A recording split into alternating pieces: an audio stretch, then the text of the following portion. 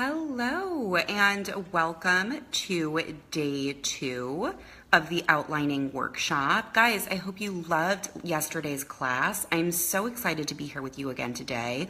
We had a fantastic response to yesterday's class, and I'm sure that today is going to be just as amazing. So let's get started. My name is Danielle Vega, also known as Danielle Rollins. I'm sure you guys all know who I am by now. And today we're going to outline Act 1 of your novel. So before we jump in, a couple of quick housekeeping things. I know you guys all know that Breaking comes out today, but I have to mention it because it's first day in bookstores. So happy birthday, Breaking. Go and pick it up if you haven't already. You might not know that I also have 2 books out in paperback today. Burning, which hit stores last year, is out today in paperback. And strangely, The Merciless 2 is out in paperback today. I actually did not realize this was happening because usually what happens is a book comes out in paperback about a year after it hits the stores in hardcover. So I wasn't expecting this out for July, but it's actually out today. So if you have not yet read The Merciless 2, make sure to pick that up. Okay, let's get right into it.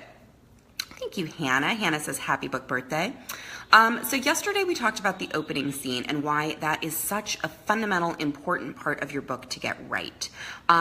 Today we are going to go right into the rest of the first act of your book. So this is usually about a quarter of your book. So if you're writing a 200-page novel, this can end up being like between 50 and 65 pages. Sometimes they're kind of long, but usually you want to aim for about a quarter of your book. Okay. The first couple of acts are what we call the status quo. So I said acts, I meant scenes.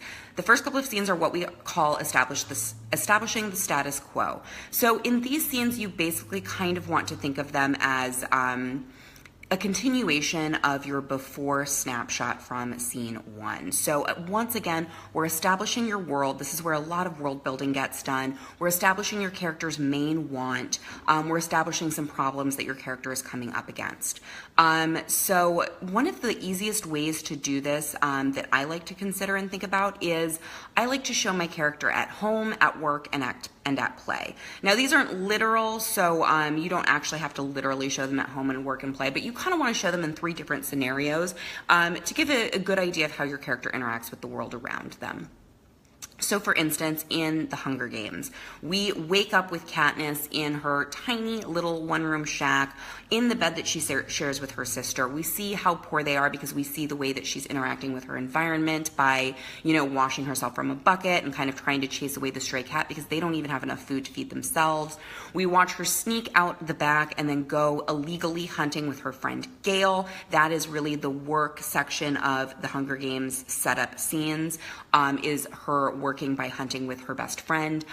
We figure out that it's against the law, so we know that she's kind of a rebel. We walk through the rest of District 13, so we see that she's not the only one who's poor, it's just a poor district. There is so much world building that happens in these scenes because Suzanne Collins takes us on a journey with Katniss through the world and through the setup section of the book.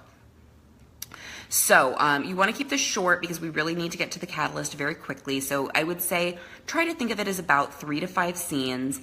And for instance, in my book, Breaking, right after the initial very exciting opening scene where Charlotte is wandering around outside of her boarding school, trying to figure out who was found in the woods. Right after we do that, we go into scenes of her talking with the school principal because she's about to be expelled, talking with her mother who is very disappointed in her, trying to kind of get something out of her roommate who doesn't really like her and doesn't really want to, engage with her. And once again, we see the setup of her world. She doesn't have a lot of friends. She doesn't have a lot of close connections. The 2 people that she really thought of as family are dead, and the rest of the world of the boarding school that she goes to school at, it doesn't really hold a lot of appeal for her. So it's a really good way of setting up the structure of the novel and what we can come to expect. You're also going to really want to make sure you're keeping your want front and center. So an easy way to do that is to think of a couple of problems that your character has that could be solved by getting what she wants. So again, Hunger Games. Katniss is poor. She can't feed her family. You know, she and Gale want to run away from this horrible district. They're scared of the Hunger Games. These are problems that Katniss has. And even though she doesn't yet know that these problems could be solved by winning the Hunger Games, once we get to that part where that's a distinct possibility that she could win, we as the reader are thinking back to these problems that she had and realizing that could be solved if she just won these. And then that just makes us want her to win the Hunger Games more. That's just a really easy trick for how you get the reader to root for your character. Introduce problems that can be solved by the character achieving her want. Okay, so once you have done the work of setting up your novel in these quick scenes, we are going to get to the catalyst. The catalyst is another one of those big, important scenes in your book that you really need to do a lot of work to establish. So it's another place that I would recommend doing a Pixar brainstorm if you have the time to just quickly brainstorm out 4 different ideas for how this could go. If for those of you who really haven't heard the term catalyst before, this is the moment in your story when everything changes. So this is the beat where the status quo is disrupted. In Harry Potter, it's where he gets the letter inviting him to Hogwarts. In the Hunger Games, it is, of course, during the reaping when they pick Katniss's sister's name for the Hunger Games. Now, what's really important about this moment, and something that a lot of people skip and that I would urge you to really take some time and consider, is the catalyst needs to be something that happens to your character, but the choice to move forward into Act 2, the choice to let the catalyst disturb the character's life, that needs to be left to your main character. So what do I mean by this? In the Hunger Games, Katniss's name is not chosen for the Hunger Games, all right? This is an important distinction. Her sister's name is chosen for the Hunger Games, okay? So there's a moment at which Katniss can choose to ignore what's happening and just not do anything, and her life will go back to some version of the status quo that we established in the beginning, okay? Now, of course, Katniss doesn't do this. She immediately volunteers. She chooses to go into Act 2. In Harry Potter, you know, Harry Potter is given a letter telling him that he is a wizard, but he doesn't get to open that letter. And in fact, there's a very long extended scene where he has to fight to see what happens in that letter.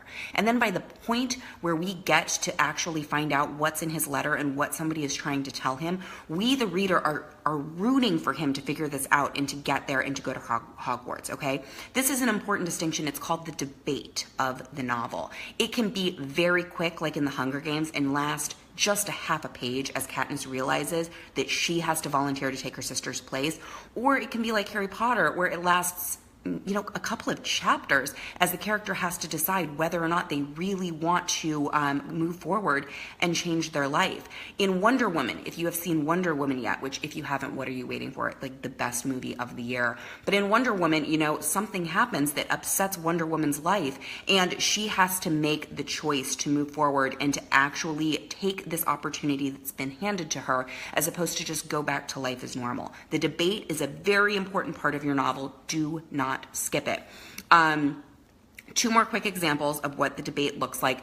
In The Matrix, it's when Morpheus hands out the red pill and the blue pill to Neo and says, choose. One of these pills, you wake up tomorrow, you have no memory of this ever having happened. You choose the other pill and you get to go deeper down the rabbit hole and see what's really going on in your world. So, of course, you as the viewer are desperate for him to go down the rabbit hole. So when he chooses the correct pill, you're rooting for him and you cannot wait to see what happens next. In Breaking, the catalyst is Charlotte discovers a vial of strange liquid that her best friend Ariel left behind after committing suicide, and it says, drink me. And it is the first of a series of clues that is going to lead Charlotte down the mystery of why her friends committed suicide. So Charlotte finds this, but she has to be the one to choose to drink the liquid and, you know, for all intents and purposes, go down the rabbit hole and follow the series of clues to see why her friends committed suicide. The choice is very important. This just shows the reader that your character has the agency to move into Act 2 and to continue making choices throughout the book and move the plot forward. Okay, so tomorrow we're going to talk about Act 2. We're going to talk about a section I like to call fun and games, even though it is neither fun nor much of a game. It's actually the hardest part of your book to write. So definitely tune in tomorrow to see how I address this section of the book, because it's where a lot of books kind of slow down and get a little boring as we're trying to work the transition into Act 2. Before we sign off for today, I gotta ask, does anybody have any questions on writing or on this section of the book that they'd like me to address quick while I'm still with you? I'm not seeing any questions on the screen, so I'm just gonna go ahead and move on. If you have a question, if you're watching this not in real time and you have a question later, definitely leave it below in the comments. I will address it as quickly as I can. Otherwise, join me here tomorrow, same time, same place, as we talk about Act 2A. All right, guys, thank you so much for hanging out with me tonight. I'll talk to you tomorrow, and please do, if you got a chance to pick up Breaking at the bookstore today, please do pick it up. Very excited for you guys to read this book. I think you're gonna love it. All right, I'll see you later, guys.